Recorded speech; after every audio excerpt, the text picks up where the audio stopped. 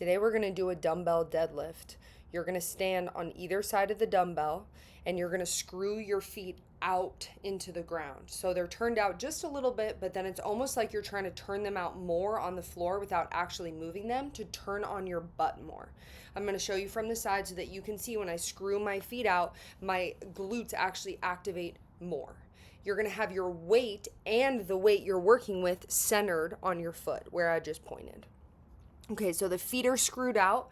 From your hip to the crown of your head isn't going to move at all, right? So the spine isn't moving. You're going to move right from that hip joint, which is a lot lower than people think.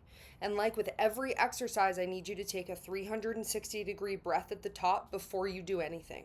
Make sure your weight is backed up so you're centered, and then you're going to hinge over from your hips, keeping your shins perfectly vertical to the ground and grabbing that dumbbell. The bottom, the first thing you're going to do is lift up just a little bit to create tension with your lats so that you can move just from the hips easier.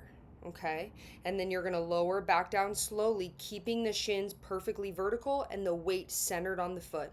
Again, the first action is the weight pulls up a little bit and my shoulders integrate down my back, and that helps lock in the spine from the top. The breathing locks in the spine from the bottom so that we can actually just move from our hip and get our butt to move us up and down. So it's really important that you're focused on moving from your butt and not letting your back lift up or bend at any point. You're staying centered on your feet.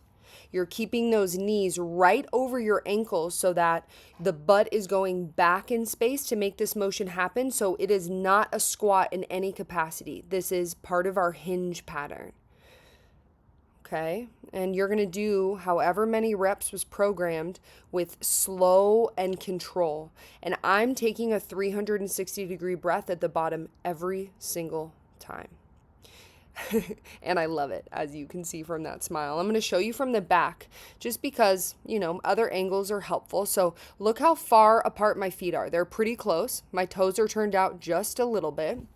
And then I'm externally rotating the feet on the ground so that the butt is already starting to turn on while I'm just standing here. And then I'm going to breathe 360 degrees into my sides, my back, and my pelvic floor before I bend over.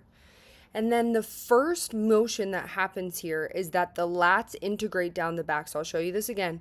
The lats pull down the back so the shoulders are going down into the back pocket before you lift up. This is going to help you keep spinal integrity as you move so that there's no hinging happening anywhere except for right at your hips. Keeping your weight centered on your feet the whole time, making sure you're not rocking forward and back and that it's staying in the same spot on your foot. And I like to take a new inhale at the bottom every time and then move on a holding of the breath. Now you're not bearing down, but you're using the breath to create stability for your spine. Enjoy getting your glutes to fire with this dumbbell deadlift.